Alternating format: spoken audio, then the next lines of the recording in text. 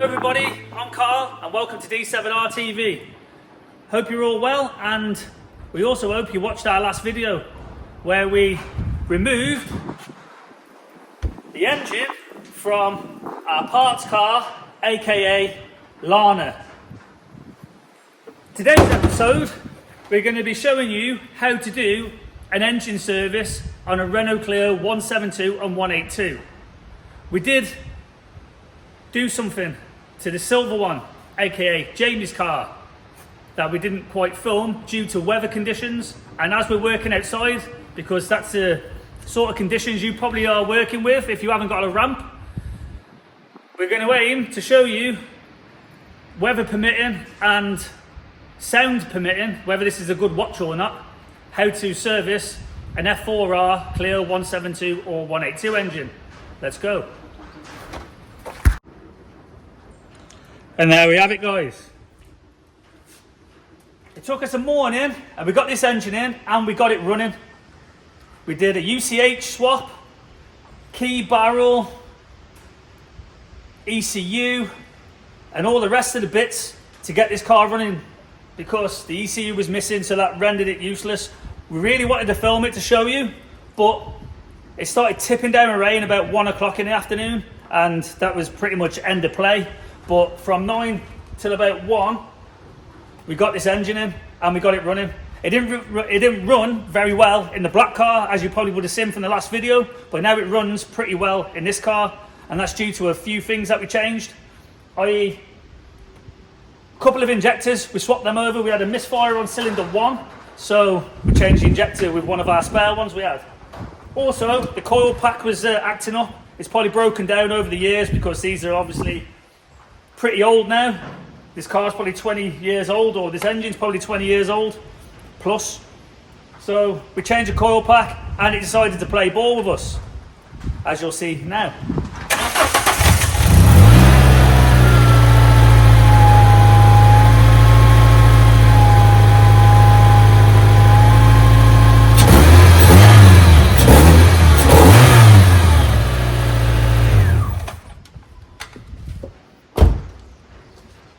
There you have it. So, engine's in. It's not quite fully buttoned up yet. We've obviously got to put the rest of the coolant lines in, the radiator, dog bone mount, gear shift linkage and drive shafts. Then this thing should technically drive. Here we are. We're using a range of Morris oils. We're using the 10W50 MLR Multivis, which is fully synthetic, which is important because these cars don't like semi-synthetic from experience. We're using 7590 GL4 Gearbox oil. We're using PFR6E NGK laser platinum plugs. We've got power steering fluids to go in, and we're using a red coolant. Price wise, this will set you back for these fluids probably about 200 quid. And yeah, that's quite a lot of money, but it's a lot cheaper than replacing your engine if you use inferior products. We use top products. I use Morris oils in all my vehicles. My local tuner, Bailey Performance, he uses Morris oils in everything that he tunes. So if it's good enough for them, it's definitely good enough for us. This isn't a race car, and as I said before, this is not necessarily the same sort of stuff that everybody else uses. So it is what it is, and choose wisely. First up, we're going to change the spark plugs, and to do this you need to remove the top inlet manifold.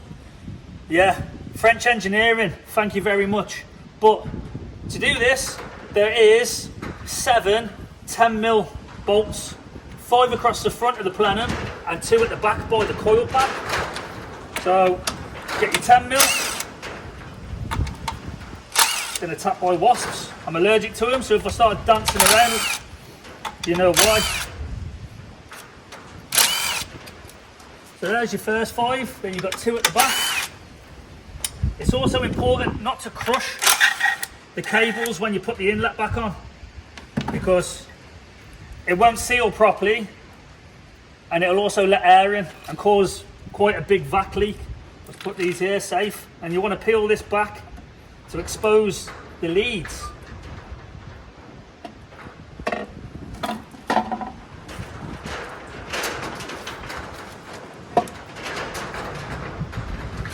Then you've got cylinder 4, pop that off, 3, pop that off, 2, pop that off, then 1. So you want to get them out of the way. Then you will need a plug spanner, wherever I put it. There, right in front of me. One of these badges.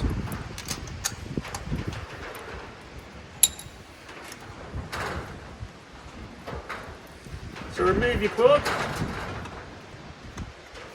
These wasn't very tight. And we are basically replacing them with what we've already got in here. These look quite new, but we're replacing them anyway for the sake of it. Obviously a 4-cylinder, so there's only 4 plugs.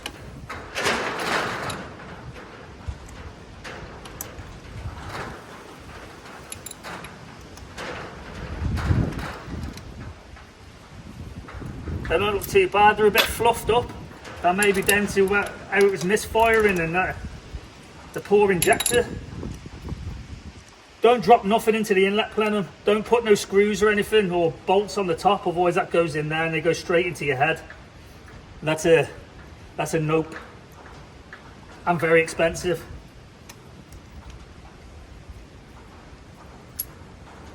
That one don't look too clever, but it's only on the top, it hasn't breached into the cylinder. So we'll be changing that.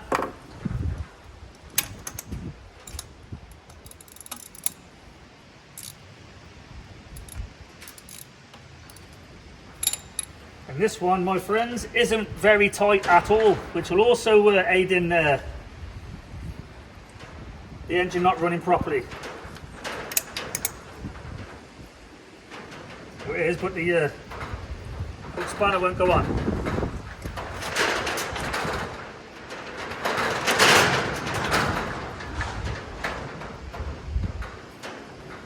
Right, so looking down into the cylinder, I won't be able to show you, but you've got to take my word for it. There's quite a lot of dirt crammed down into the plug recess. So what we're going to do is we're going to cover this inlet manifold and the throttle body with some masking tape to stop any dust and debris getting inside.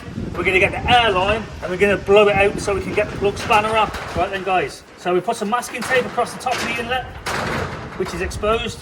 Put it across the lower inlet, and we've also plugged up the barrels of the plug chambers with a little bit of tissue so we can start blowing out the debris.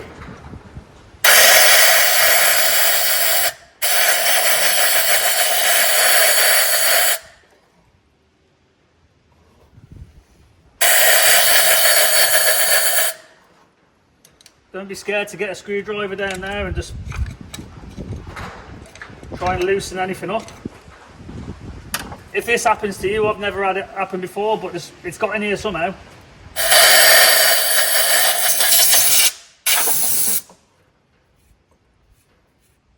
Clear the top of the breather.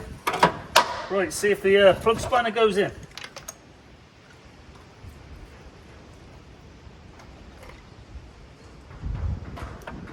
And it still doesn't, so it needs a bit more of a dig around. It's right packed in there, a load of grit and stones and stuff. Right, so after a bit more digging with a stainless steel welding wire, give it a bit of a jiggery pokery in there, give it another blowout with the airline, and hopefully I can find my ratchet. This should come out like so. Well, I've never had them stacked up so bad with debris before. So before you start pulling out, give it another blow. Get any other residual dirt out of there. Because dirt and grit equals bad news for an engine, if you may know or not know. And look at the state of that. Beautiful.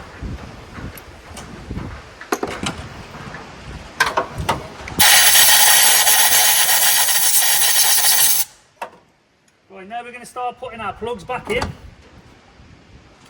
we can take our little crud stoppers out.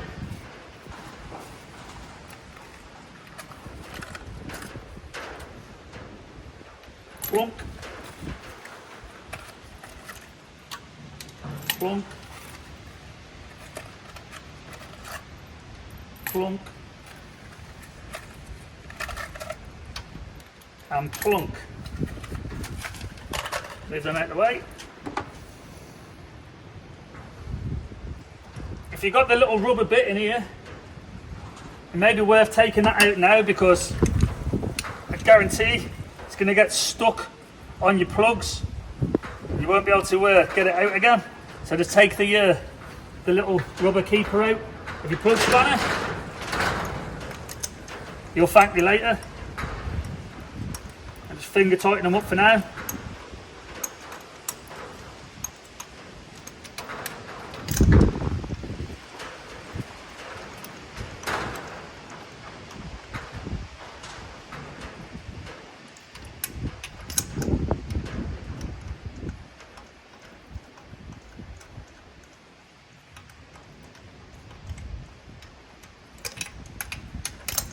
That's one.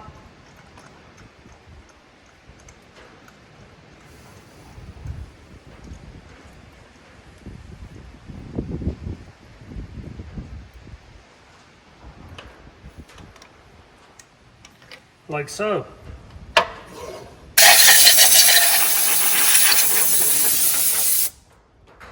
Right then, so let's tighten them up.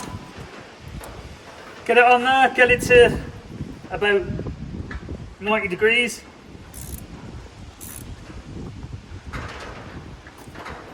And then just tighten.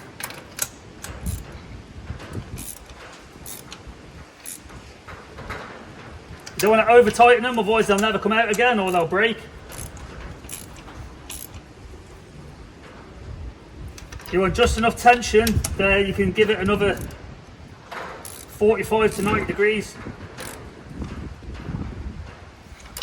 And that's that done. Then we want to be putting our plugs back in, our leads back in, sorry.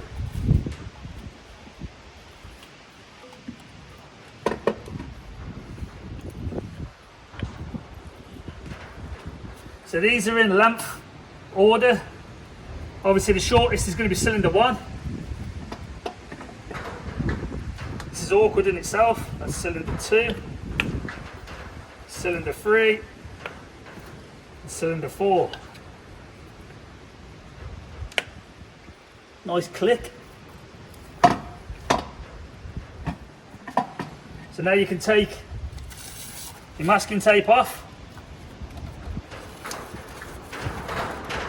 because the fretted debris is now gone. And give it a rock backwards and forwards to make sure your leads are not caught underneath. Then you're ready to put your 10mm bolts back in. 10mm time. 1, 2, 3,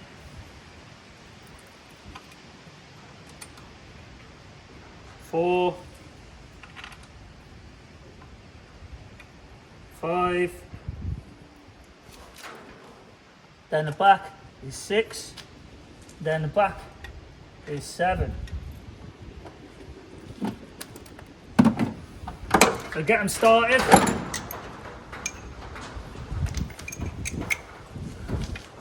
Make sure that they are actually in the thread before you start tightening up.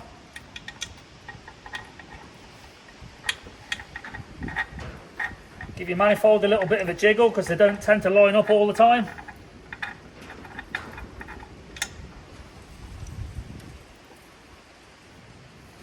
You want to do the one in the middle first.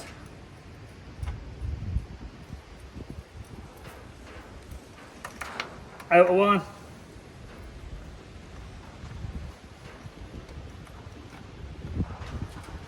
Other outer one.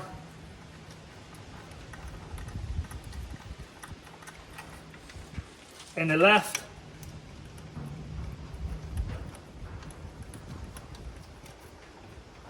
in a right.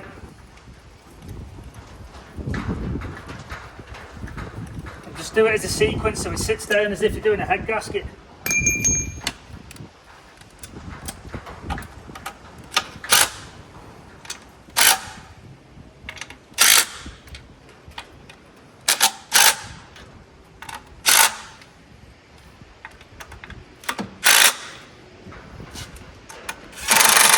Don't do this with a big gun, by the way.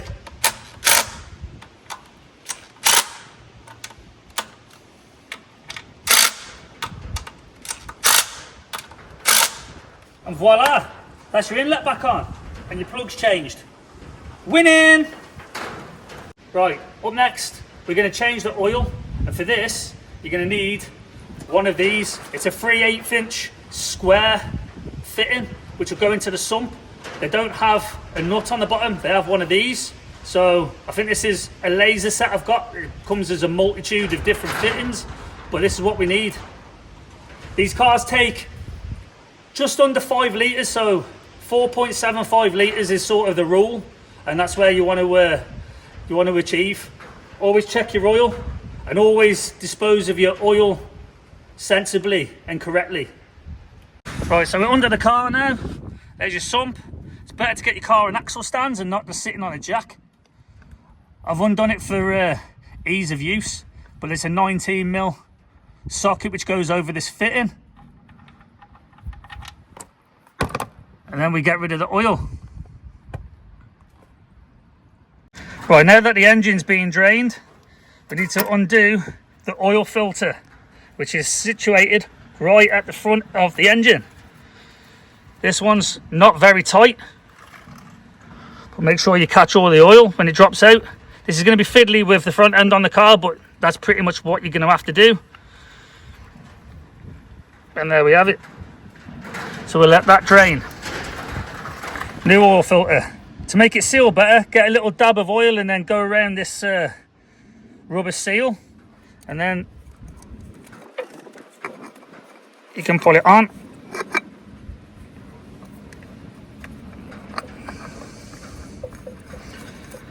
They don't take Hulk strength to get on and tighten up, so don't over tighten them.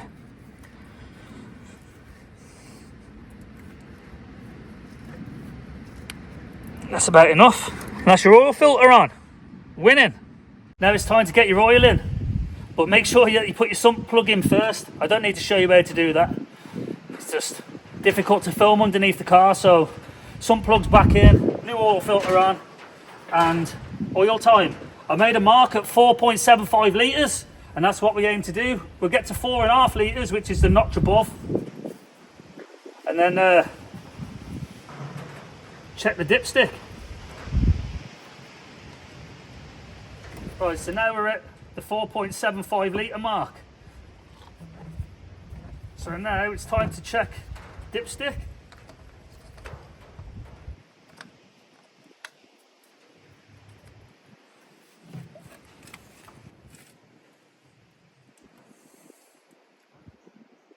There's a little tiny bit more, but we're there or thereabouts. We'll top up when we've had the engine running, let it cool down again.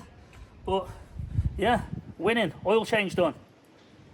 Right, it's gearbox oil time. Down here is a gearbox fill plug, and this unscrews. I've untightened it a little bit so it makes it easier. In the last video you saw us drain the gearbox oil. We've just put the drive shafts back in, so now it's time, don't lose that, to put the gearbox oil in. 75/90 is what we're having, and this is Morris oil, and there's 2 litres of it, and this is easier said than done. The best thing, put your finger over the end, get it somewhere near the hole, then whack it in quick and squeeze away. Make sure your drive shaft seals are sealed, and you shouldn't go too far wrong. Just load it in there.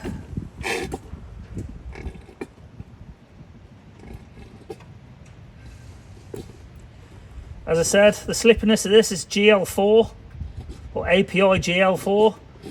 I used to use Castrol Syntrax, which is GL5, and people used to swear at me for using it, but I never had an issue with it.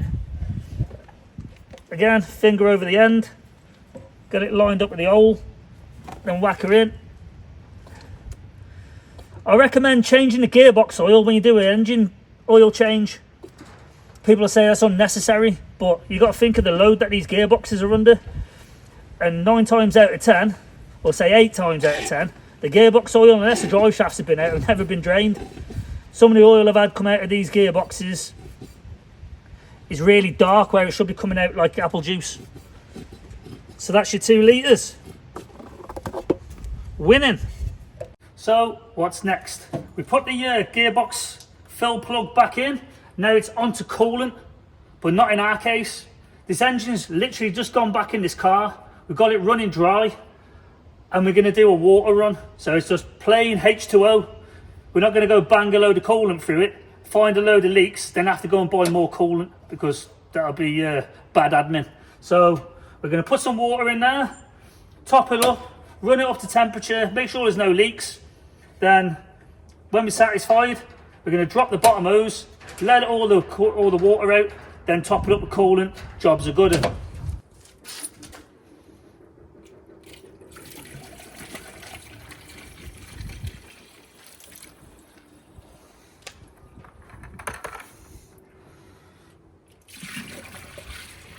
No, Mr.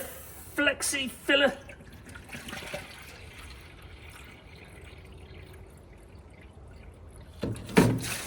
Oh, don't do that. Right, we're going to hook up the battery. And we're going to give her a start and let some coolant run around the system. Or water, as we said.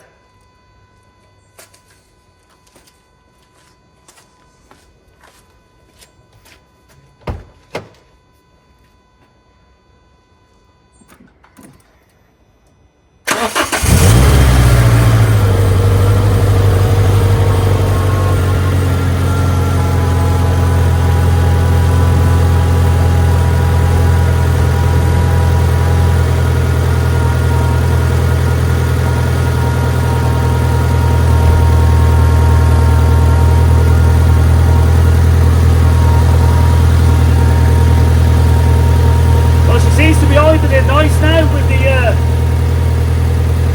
fresh fluids in, so hopefully this coolant bottle will start to drain into the engine, then we can top up accordingly, and then turn the heater blowers on full blast. Once you get the hot air coming through, you know that the air locks have all gone. Win it. Right, while she's idling over and getting up to temperature, power steering fluid.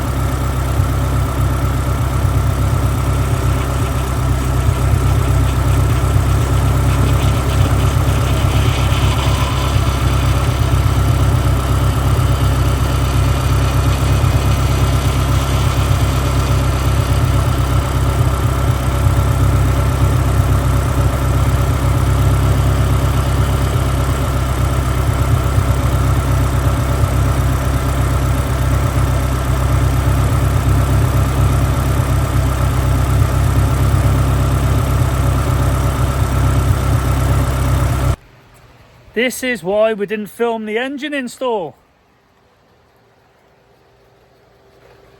Car's cooling down now, you can hear the fan. But yeah, caught out in the rain again. It comes from nowhere. It's a blue sky, grey sky. Thank you very much.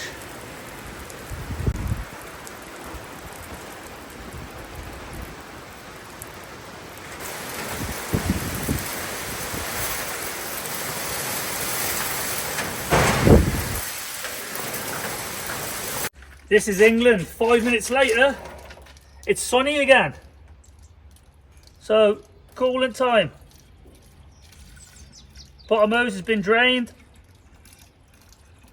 topped up with some water, and we're just topping up with the coolant. The heater blowers are not working for some reason, so I'm going to go test the fuses, make sure everything's happy, and that concludes our little video.